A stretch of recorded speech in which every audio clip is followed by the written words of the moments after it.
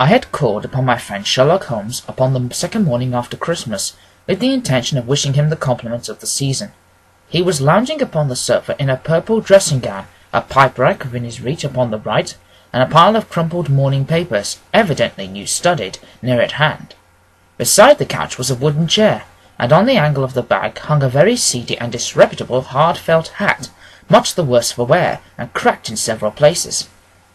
A lens and forceps lying upon the seat of the chair suggested that the hat had been suspended in this matter for the purpose of examination. "You are engaged," said I. "Perhaps I interrupt you?" "Not at all. I am glad to have a friend with whom I can discuss my results. The matter is a perfectly trivial one." He jerked his thumb in the direction of this old hat.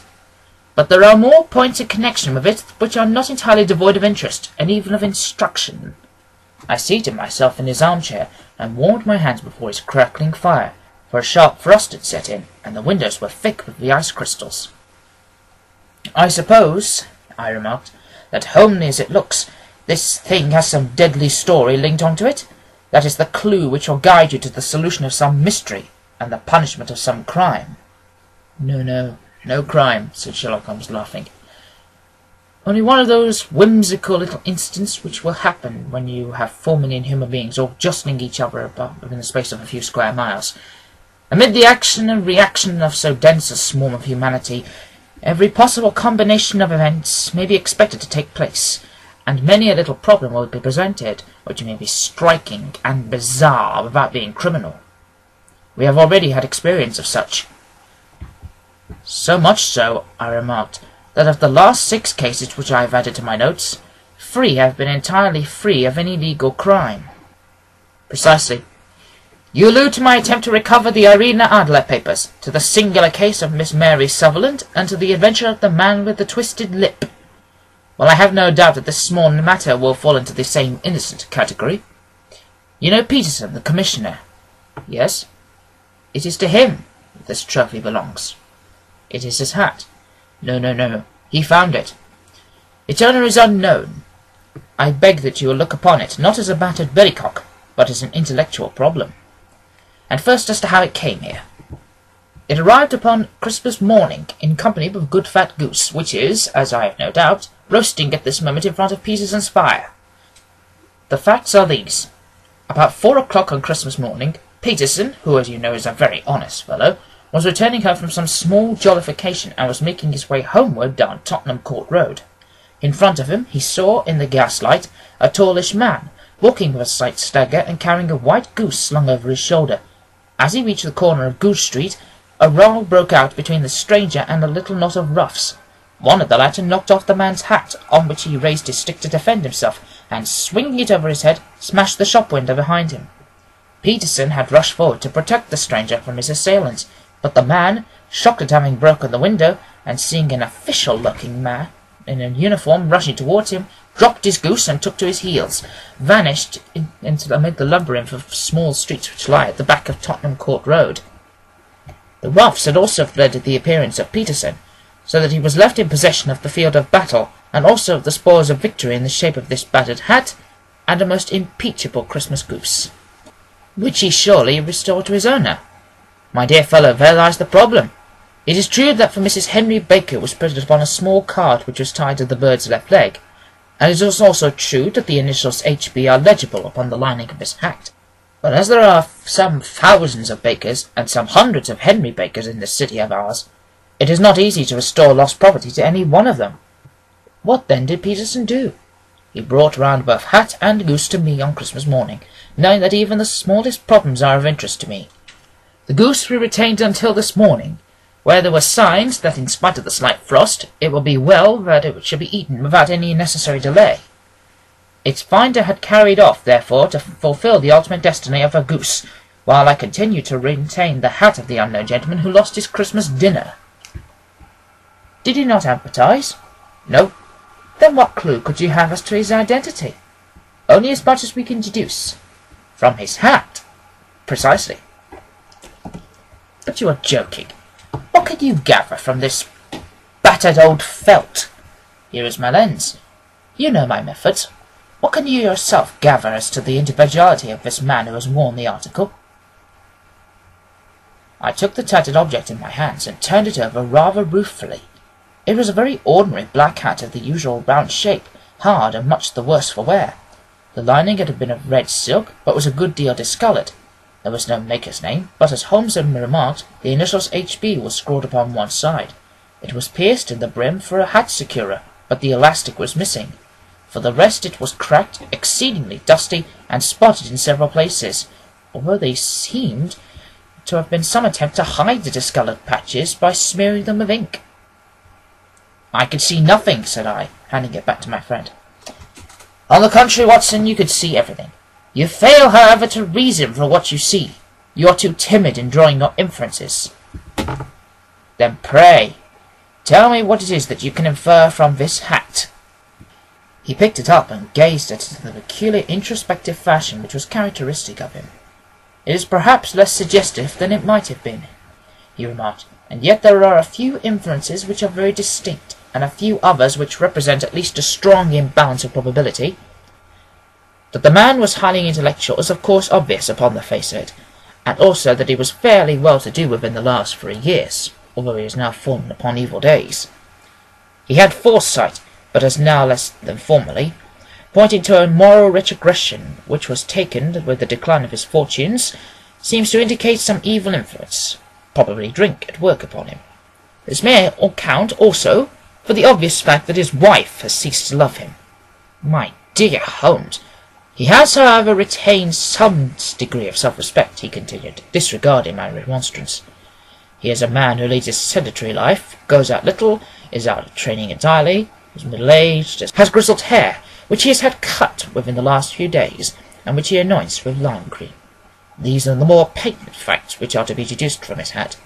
Also, by the way, that it is extremely improbable that he has gas laid on in his house.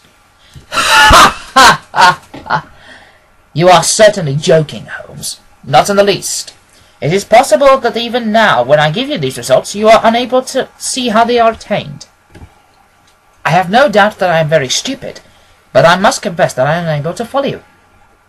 For example, how did you deduce that this man was intellectual? For answer, Holmes clapped the hat upon his head. It came right over the forehead and settled upon the bridge of his nose. It is a question of cubic capacity, said he. A man with so large a brain must have something in it. The decline in his fortunes, then?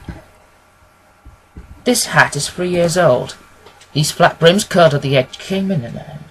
It is of the hat of the very best quality. Look at the band of ribbed silk and the excellent lining. If this man could afford to buy so expensive a hat 3 years ago and has had no hat since, then he has assuredly gone down in the world. Well, that is clear enough, certainly. But how about the foresight and the moral retrogression? Sherlock Holmes laughed. Here is the foresight, said he, putting his finger upon the little disc and loop of the hat securer. They are never sold upon hats. If this man ordered one, it is a sign of a certain amount of foresight, since he went out of his way to take his precaution against the wind. But since we see that he has broken the elastic and has not troubled to replace it, it is obvious that he has less foresight now than formerly, which is a distinct proof of a weakening nature. On the other hand, he has endeavoured to conceal some of these stains upon the felt by daubing them with ink, which is a sign that he has not entirely lost his self-respect. Your reasoning is certainly plausible. The further points that he is middle-aged, that his hair is grizzled, that it has been cut recently, and that he uses lime cream are all to be gathered from a close examination of the lower part of the lining. The lens discloses a large number of hair ends, clean cut by the scissors of the barber. They all appear to be adhesive, and there is a distinct odour of lime cream. This dust, you will observe, is not the gritty grey dust of the street, but the fluffy brown dust of the house, showing that it has been hung up indoors most of the time, whether the marks of the moisture upon the inside are proof positive that the wearer perspired very freely, and could therefore hardly be in the best of training. But his wife! You said that she had ceased to love him. This hat had not been brushed for weeks.